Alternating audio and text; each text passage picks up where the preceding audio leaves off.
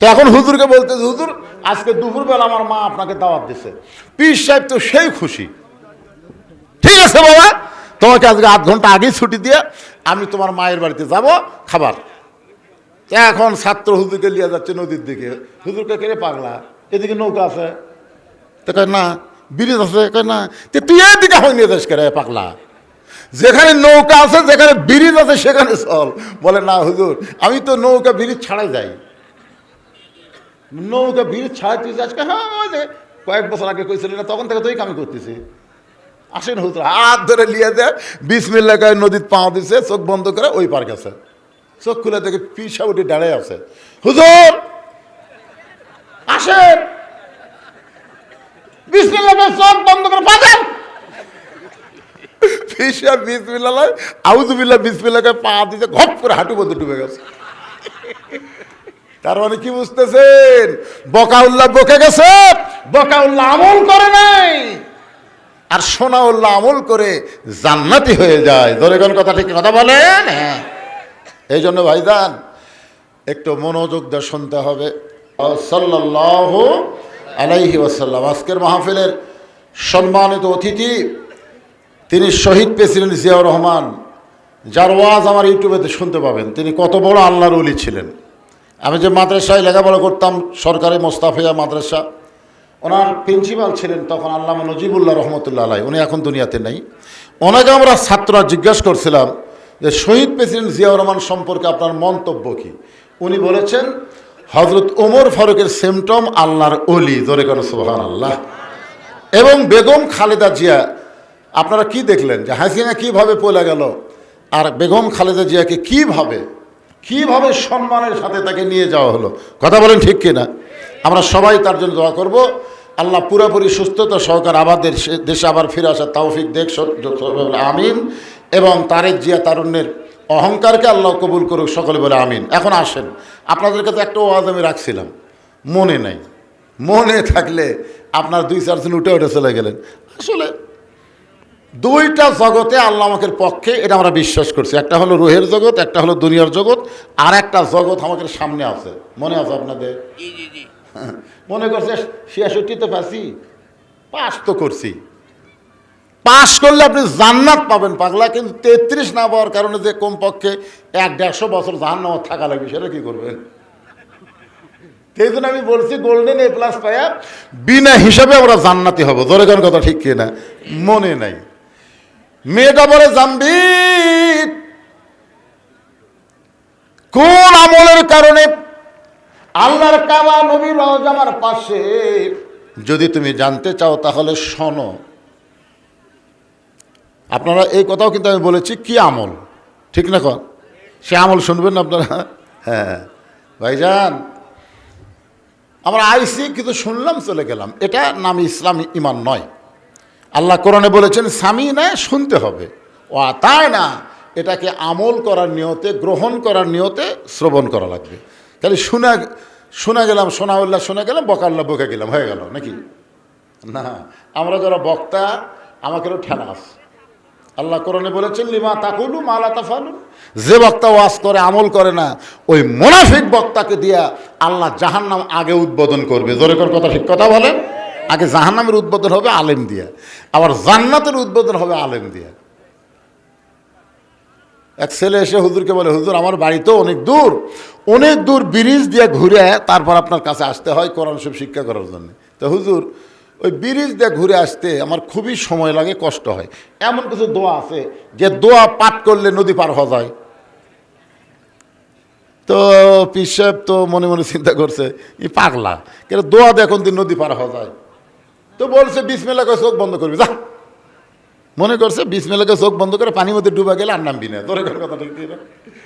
তো পীর সাহেব যে কথা কইছে, ওই ছেলেটা বড়টা ইমানের সাথে বিশ্বাস করছে যে বিসমিল্লাহ করে চোখ বন্ধ করে পা দিলি যদি নদী পার হওয়া যায়, তো খামাখা ওই ব্রিজ দিয়ে ঘোরার দরকার আছে। হুজুর কিন্তু ঠাট্টার স্থলে বলেছে, ছাত্র কিন্তু বিশ্বাসে গ্রহণ করছে। এখন যা নদীর পাড়ে যায় বিসমিল্লাহ বলে চোখ বন্ধ করে পা দিছে, চোখ খুলে দেখে ওই পারে চলে গেছে। সুবহানাল্লাহ খান না, পার করার মালিককে পার হয়ে গেছে। এভাবে প্রত্যেকদিন যাওয়া আসা করে। যখন ছেলেটা 5-7 পারা কোরআন হেফজ করছে, তখন ছেলের মা বলতেছে, যেই কামেল বুজুর্গের কারণে তোর ব্রিজ ছাড়া নদী পার হওয়া পারিস, সে হুজুরকে একদিন দাওয়াত করতো, আমি একটু প্রাণ ভরে হুজুরকে খাওয়াতে চাই, এত বড় আল্লাহর ওলি। তো ছাত্র এখন বলছে, হুজুর আজকে দুপুরবেলায় আমার মা আপনাকে দাওয়াত দিছে। তো হুজুরা কিন্তু দাওয়াত পেলে খুব খুশি, জোরে কোন কথা ঠিক কিনা? এর আগেও আপনাদের বলেছি যে ডাক্তারের বইয়ের কোনোদিন সিজার লাগে না, বড় ডাক্তারের বইয়ের কি লাগে না, সিজার লাগে না। মৌলবীর বাড়িতে কোনোদিন মিলাদ হয় না, পীরের বউ কোনোদিন মুরিদ হয় না, জোরে কোন কথা ঠিক কিনা? এই তিনটা না খেয়াল করবেন। বড় ডাক্তারের বউ সিজার করে না, কারণ সিজার করলে মায়েরও ক্ষতি, বাচ্চারও ক্ষতি। আর মৌলানাদের বাড়িতে কোনোদিন মিলাদ হয় না, মৌলানা খালি খাওয়ায় না, এখন ঠিক কিনা? আর 3 নম্বর হলো পীরের বউ কোনোদিন মুরিদ হয় না। আপনাকে এলাকার যত পীর আছে খোঁজরা দেখবেন, বউ মুরিদ হয়নি, কারণ বউ জানে আমার পীর সাহেব মাঝে মধ্যে মুরিদের বইয়ের দিকে চোখ মারে, এই লুচ্চার হাতে মুরিদ হয়ে কি হবি রে, যান, তাছাড়া আবার বসে যাবেন, যাওয়া পারবেন না, ক্লান্ত হয়ে গেছেন। তা আলহামদুলিল্লাহ, যে কথা বলতেছি একটু খেয়াল করেন ভাই, যান, বিরক্ত হচ্ছেন না? কোন আমল? ওরস, আর একটা হলো 33, জোরে কোন ঠিক কিনা? 66 পাসি, খালি 33। এই 33টা পালি বিনা হিসাবে আমরা সবাই জান্নাতি, বলেন সুবহানাল্লাহ।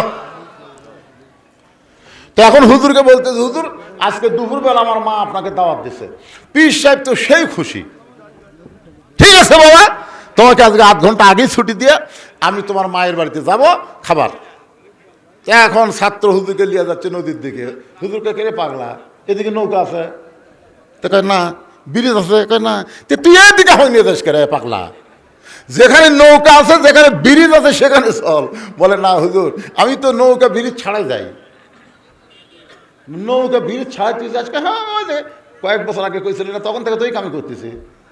আসেন হুজুর, হাত ধরে লিয়ে দেয়, বিসমিল্লাহ কয়ে নদীর পা দিছে, চোখ বন্ধ করে ওই পার গেছে। চোখ খুলে দেখে পীর সাহেব উঠে দাঁড়ায় আছে। হুজুর আসেন, বিসমিল্লাহ চোখ বন্ধ করে পা দেন। পীর সাহেব বিসমিল্লাহ আউযুবিল্লাহ বিসমিল্লাহ পা দিতে ঘপ করে হাঁটু মধ্যে ডুবে গেছে। তার মানে কি বুঝতেছেন? বকাউল্লাহ বকে গেছে, বকাউল্লাহ আমল করে নাই, আর সোনাউল্লাহ আমল করে জান্নাতি হয়ে যায়। জোরে কোন কথা ঠিক কথা বলেন? হ্যাঁ, এই জন্য ভাইজান একটু মনোযোগ দিয়ে শুনতে হবে।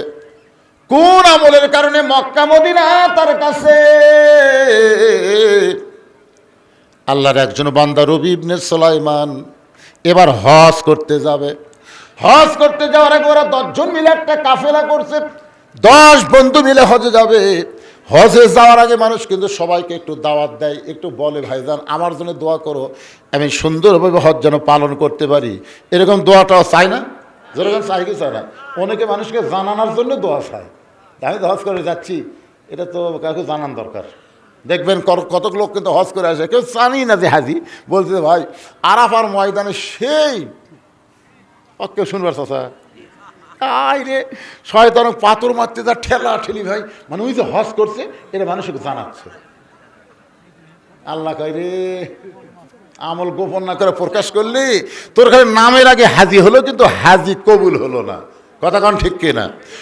রবি ইবনে সুলাইমান এক বন্ধুর বাড়িতে দোয়া চাইয়া গভীর রাত্রে বাড়ির দিকে আসতেছেন। আসার সময় দেখে রাস্তার পাশে কে যেন কি করতেছে।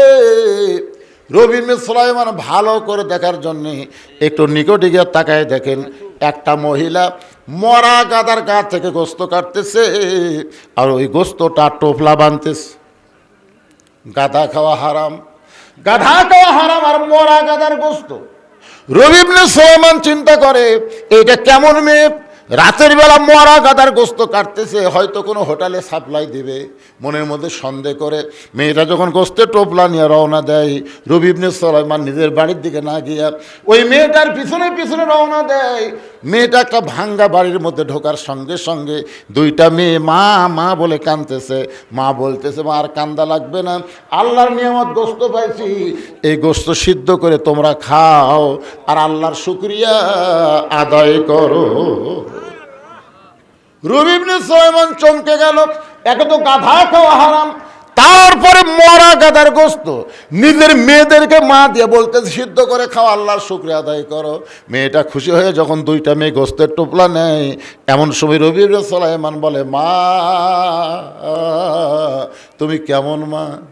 তুমি তোমার ক্ষুধার্ত মেয়েদেরকে মরা গাদার গোস্তের টোপলা দিলে, ও মা তুমি কেমন মা? মা বলতেছে, পথিক এই গভীর রাত্রে আমার বাড়ির ধার দিয়ে চলে যাচ্ছ, চলে যাও, আমার দিকে তোমার তাকান লাগবে না।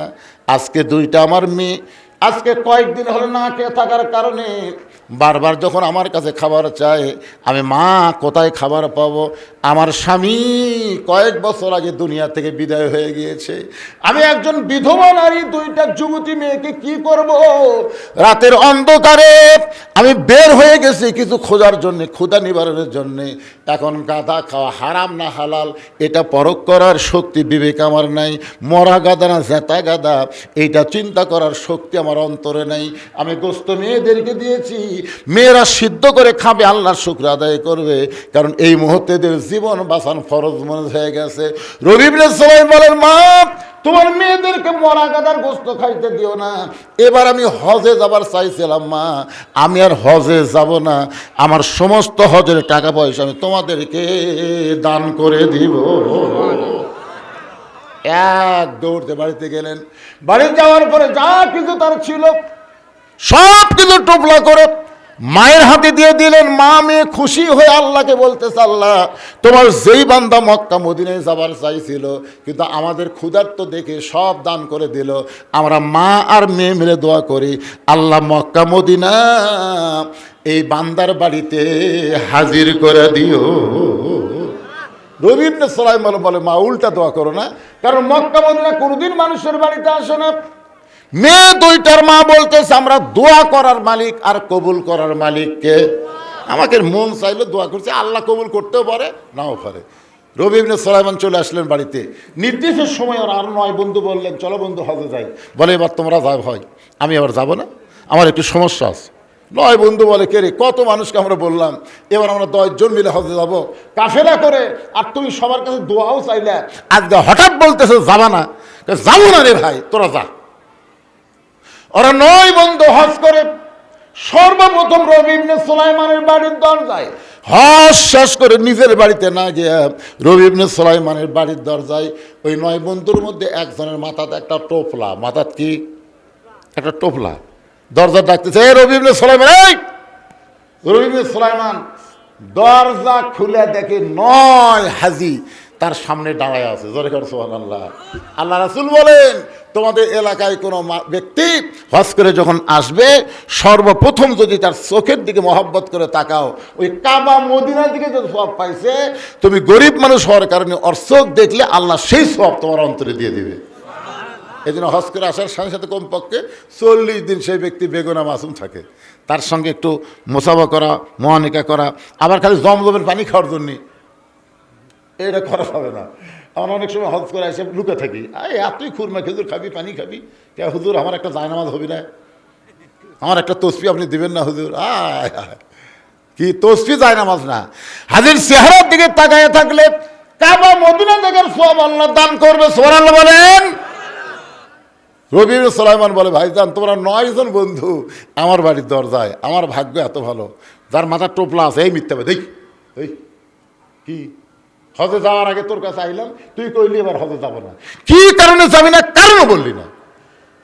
এই তুই যে কাবা ঘর তাওয়াফ করার সময় এই যে আমার মাথার টোপলা, তুই যে আমার টোপলা দিয়ে বললি, ভাই এই টোপলা নিয়ে আল্লাহ ঘর তাওয়াফ করতে আমার কষ্ট হচ্ছে, টোপলাটা একটু ধরতো।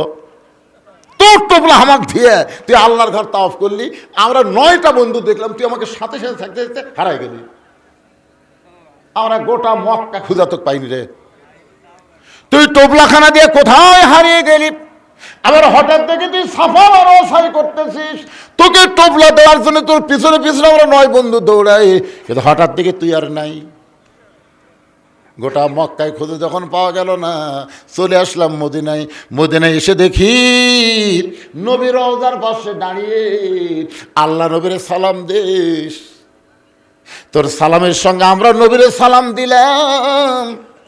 তোর সালাম দেওয়ার সময় তুই এমনভাবে কাঁদতেছিলিস রে পাগল, আমরা তোর সঙ্গে কাঁদতেছিলাম, ওগো আল্লাহর নবী, আমাদের সালাম আপনি গ্রহণ করে। তোর টোপলা মাথায় নিয়ে তোর সঙ্গে নবীর সালাম দিয়ে হঠাৎ দেখি তুই আর নাই। গোটা মদিনা তন্ন তন্ন করে খুঁজে তোরে পাইলাম না। একসঙ্গে হজে যাবার চাইলাম, আমাদের সঙ্গে তুই গেলি না। আবার আল্লাহর ঘর তাওয়াফ করলি, আমাদের সঙ্গে তাওয়াফ করলি না। এই টোপলাখানা দিয়া সাবা মারা চাই করলি, আমরা তোর সঙ্গে ছিলাম, কোথায় হারিয়ে গেলি। আবার মদিনায় নবীর রওজা জিয়ারত করলাম, তুই আমার সঙ্গে ছিলি। আরে শয়তান, তোর টোপলা আমারে জানায় দিয়ে আবার আমাদেরকে ফাঁকি দিয়ে সবার আগে বাড়িতে এসে দরজা বন্ধ করে বসে আছিস। তোর টোপলা তুই এখন ফেরত নে। মাথার টোপলা যখন রবি ইবনে সুলাইমানকে ফেরত দেয়, রবি ইবনে সুলাইমান কান্দে বলে, ও বন্ধুরা, আমি হজে যাইনি ভাই, আমি আল্লাহর শপথ করে বলতেছি, আমি এবার হজে যাইনি ভাই, আমি যাইনি ভাই। 9টা বন্ধু বলে, মুনাফিক, একসঙ্গে যাবার চাইছিলাম, তুই গেলি না। আবার আমাদের ফাঁকিতে আগে বাড়িতে এসে দরজা বন্ধ করলি, তোর সঙ্গে আর আমাদের কোনো বন্ধুত্ব নাই। রবি ইবনে সুলাইমান টোপলাখানা বুকের মধ্যে নিয়ে কাঁদতে কাঁদতে বেহুশ হয়ে পড়ে যায়। আল্লাহ, জীবনে এমন কি খারাপি করলাম যে খারাপের কারণে 9টা হাজি আমার মুনাফিক বলে গালি দিয়ে গেল। কাঁদতে কাঁদতে যখন বেহুশ হয়ে যায়, ওই বেহুশ অবস্থায় দেখতে পায় আল্লাহর নবী রবি ইবনে সুলাইমানের ঘরের মধ্যে হাজির হয়ে গেছে। নবী ডাকতে বলে, রে রবি ইবনে সুলাইমান, তোমার 9টা বন্ধু মিথ্যা বলে নাই বাবা, তোমার 9টা বন্ধু মিথ্যা বলে নাই। ওই এতিম অনাথকে তোমার হজের সমুদয় সম্পদ দান করার কারণে আল্লাহ তোমার প্রতি এত খুশি হয়ে গেছে, একটা ফেরেশতাকে রবি ইবনে সুলাইমানের সুরতে আল্লাহ তোমার নামে হজ করায় আনিছে। এ রবি ইবনে সুলাইমান, ওই ফেরেশতাকে আল্লাহ তোমার সুরতে সাফা মারওয়া সাই করে নিছে। ওই ফেরেশতাকে তোমার সুরত দিয়া আমি নবীর রওজা জিয়ারত করায় নিছে। রবি ইবনে সুলাইমান, আমার নবী গো, আপনি যখন বলতেছেন আমার বিশ্বাস হয়, কিন্তু ওরা যে একটা টোপলা আমার সামনে ফাইলা দিল, এটা কিসের টোপলা গো, আমি একটু শুনতে চাই। সঙ্গে সঙ্গে আল্লাহর নবী কোরআন থেকে একটা আয়াত তেলাওয়াত করলেন, ওমা তুনফিকু মিন শাইইন ফি সাবিলিল্লাহি ওয়াফা ইলাইকুম ওয়া আনতুম লা তুযলামুন। এই কোরআনের আয়াত বলেই রবি ইবনে সুলাইমান চেতন পায়, দেখে টোপলা আছে কিন্তু নবী নাই। স্বপ্নের মধ্যে কিন্তু বলেছে এটা কিসের টোপলা, নবী কিন্তু আল্লাহর কোরআনের একটা আয়াত তেলাওয়াত করছে। এখন টোপলার মধ্যে কি আছে, এই কোরআনের আয়াতের অর্থ জানলেই বোঝা যাবে। জোরে এখন ঠিক কিনা? আপনারা কি জানেন? কথা কানা জানেন? শুনবেন না? 500 টাকা দেন তো, আমি 100টা কোরআন আপনাকে দিবার চাইলাম, কোরআন দান করার সব দিবার করলাম। 500 টাকা দিলে একটা কোরআন দানের সব, এত টাকা মেরাত নষ্ট করলেন, দুনিয়ার পিছনে শেষ করে দিলেন। আর এই সালের সব ওরস মোবারক কোরআনের তাফসির মাহফিল প্রতি বছর হবে, হাজার হাজার টাকা খরচ করে আপনাদের জন্য ব্যয় করবে, আর আপনার 500 করে টাকা দিলেন না, থাকার পরও দিলেন না। আবার উঠবেন, তাই না? টাকা চাইলে লাভ দিয়ে উঠবেন। এই দেখেন, দেখছেন? মাশাআল্লাহ, ধরেন তো বাবা। তোমার নাম কি বাবা?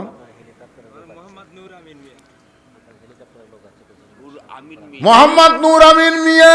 বাপের বেটার আগমন, জোরে বলেন মারহাবা। এরকম বাপের বেটার একটাও নেই। বাপের বেটা দেখেন তো কিভাবে, আগে আপনি 500 টাকাই দেবো হুজুর, 500 টাকা দিল, একটা কোরআন দানের সব পেল। জোরে কারণ আমিন। কুটি হেলিকপ্টার ভাই, কোরআন শরীফের জন্য কিছু দেওয়া লাগবে না? সেটাই তো, সেটাই। আপনি 10টা কোরআন শরীফ দেন, পারবে না? কি কন, কি হেলিকপ্টার চলে আইছে, মাশাআল্লাহ। 2টা কোরআন শরীফ, মাশাআল্লাহ। চাপ দিয়ে কোনো কিছু নেওয়া যায় না, চাপ দেওয়া যাবে না। আমার ভাইজান 2টা কোরআন শরীফ বাবদ 1000 টাকা দান করছে। আল্লাহ দানকে কবুল করেন, জোরে কর আমিন। আপনাদের মধ্যে নাই? নাই, কারো কাছে নাই? কোরআন শরীফ 2 ধরনের পাওয়া যায়, একটা 200 টাকার পাওয়া যায়। তো 200 টাকা দেন, একটা কোরআন দানের সব পাওয়া যাবে। 500 টাকা যদি বেশি মনে হয় 200 টাকা দেন, 200 টাকা দেন, দেন সবাই যদি 200 করে টাকা দেন তো অনেক টাকা হবে। টাকা থুয়া মন বলতে দেশ না রে, দেশ না রে, আসলে আপনি ঠকে গেলেন। কারণ আজকাল মাহফিল যদি শেষ হয়, আর যদি এরকম মাহফিলে বসার তৌফিক যদি আল্লাহ না দেয়, হায়াত যদি শেষ হয়ে যায়, হায়াত শেষ হতে পারে কি পারে না? ধরে কন মাশাল্লাহ। এই দেখেন টাকা কুমা দিতে আমার ভাই দৌড়াইছে, মাশাল্লাহ 200 করে দেন, অসুবিধা কি? আর একজন যাচ্ছে, মাশাল্লাহ মাশাল্লাহ। আল্লাহ তোমার 2 জন বান্দা 200 করে টাকা করছে দান, কোরআন দানের সব তাদের আমল নামায় দিয়ে দেন। জোরে বলে আল্লাহুম্মা আমিন। সবাই বলেন আল্লাহুম্মা আমিন। ওই দেখেন কিভাবে এক মর্দে মুজাহিদ আসতেছে, হাই রে কি এবার দেখে আসবে পুরা তোর রোজার পাওনা পড়ে, মাশাল্লাহ। আল্লাহ তোমার একজন বান্দা কোরআন বাবা 200 টাকা দান করেছে, আল্লাহ দানকে কবুল করেন, আল্লাহুম্মা আমিন। মাশাল্লাহ মাশাল্লাহ। 200 2 জনের নিয়ে আসছে, নিজের আনছে আর একজন নিয়ে আসছে, মাশাল্লাহ। 200 করে 2টা কোরআন শরীফ বাবদ দান করেছে, আল্লাহ দানকে কবুল করেন। দুনিয়ারই টাকা পয়সা দুনিয়াতে রবে, ফকির হয়ে মানুষ কবরেতে। নিয়ত করেন যে আমার একটা বিশাল বেধি আছে, ব্যারাম আছে, হুজুর ভালো হয় না, এখানে একটা ছাগল দেব সদকা করে, জনগণের ইসলামের সব মাহফিলের জন্য একটা ছাগল দেব, আল্লাহ আপনার বেধি ভালো করে দেবে। দেয় না? কি কোন দেয় না? এরকম সদকা করেন, কোরআন শরীফ বাবদ সদকা করেন, মাশাল্লাহ। আর একজন 200 টাকা দান করে গেল, আল্লাহ আমার ভাইয়ের দানকে আল্লাহ কবুল করেন, আল্লাহ। পিছন দিক থেকে একটা লোক উঠলো না, বারে এই মোগল টলির, আপনারা না বারা টলির, আপনাকে মোগল টলির লোক নাই? একেবারে মোগল টলির লোক নাই, একটা লোক নাই, হাত পর্যন্ত থেকে মোগল টলির কোনো লোক নাই?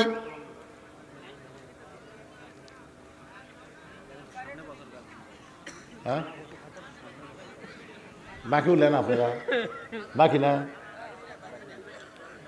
আচ্ছা ঠিক আছে, আগামী বছর এই মাহফিলের জন্যে একটা ছাগল, 2টা ছাগল এরকম যদি কেউ দেন, যে হুজুর আমি ছাগল টাগল দেবো না, 1000 টাকা দেবো, এখানে কাগজ কলম লেখা থাকবে, আমি আগামী বছর এইরকম তবারক পাক করতে যত হলুদ লাগবে সব হলুদ আমি একলাই দেবো হুজুর। এইরকম কোনো মরদ আছে যে যত লবণ লাগবে সব লবণ আমি একলাই দেবো, তাদের যদি 5 বস্তা লাগে অসুবিধা নেই? আছেন এরকম কেউ? যত গুঁড়া মরিচ লাগবে সব মরিচ আমি একলাই দেব। পেঁয়াজ দেব 5 জনে, 5 জন মিলে সব পেঁয়াজ দেব, তেল দেবো, এরকম নিয়ত করে লিখে দেন। এখানে কাগজ কলম আছে, একটু বলেন, বলেন, সাহস করে বলেন। আল্লাহ হায়াত দিবে, আপনি দান করবেন। বাবা মা যাদের কবরে গেছে, বাপ মার জন্য বাৎসরিক একটা দোয়ার মাহফিল আপনাকে আলাদাভাবে করা লাগবে না, এখানে একটা দোয়ার মাহফিল হবে সবার বাপ মার জন্য, যারা কবরে গেছে তার জন্য দোয়া করা হবে। আপনারা এই এলাকার লোক সব তো মোগল টলির না হন, এলাকার না, সবই তো এলাকার, তো মাশাআল্লাহ বলেন না কেন? একজন হলুদ দেওয়ার পার্টি না এখানে, হলুদ একটা লোক বলেন হলুদ কয় মন লাগবে রে? মন লাগবে? মাহফিলের কমিটির লোক, এটা কি মাহফিল কমিটির লোক আছে ভাই? এই মাহফিল কমিটির লোক আপনি? মাহফিল কমিটির লোক? হ্যাঁ, কতটুকু হলুদ লাগে কত দিকে হলুদ? 40 মন, 40 মন চাউল, 5 কেজি লাগবে। আচ্ছা আপনি দেন তো, দেন তো দেখি কি হয়। কোন তো দেখে আপনি শুরু হতো দেখে কি আসাদুল 5000 টাকা ধরে বলেন মারহাবা। কে বাড়াছে বাবা? কে রে বাবা? সব হলুদ দিবে তো? বাড়ি এই তো মোগল টোলের লোক আছে, কে কয় নাই রে? মোগল টোলের আনোয়ার, তাই না? আনোয়ার, আনোয়ার হোসেন, যত হলুদ লাগবে সব হলুদ দান করবে, জোরে বলেন মারহাবা। আপনাদের মধ্যে লবণ দেওয়ার লোক নাই, কয় মন লবণ লাগবে রে? লবণের দাম কত? একটা লোক বলেন, একটা লোক বলেন। হলুদ হয়ে গেছে, আনোয়ার সব হলুদ দিবিলেন। কোনটা লবণ, কোনটা বাজান? বাড়ি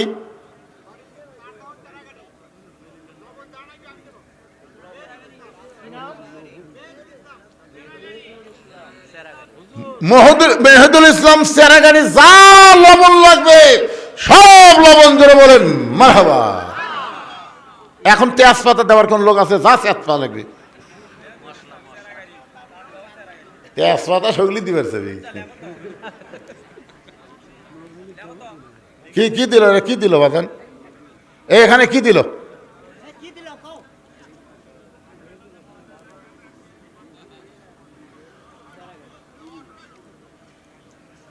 এখানে তেল লাগে, তেল। পেঁয়াজ দেন না কেন? 10 কেজি পেঁয়াজ দেওয়ার কেউ আছেন যে হুজুর আমি আগামী বছর মাহফিলে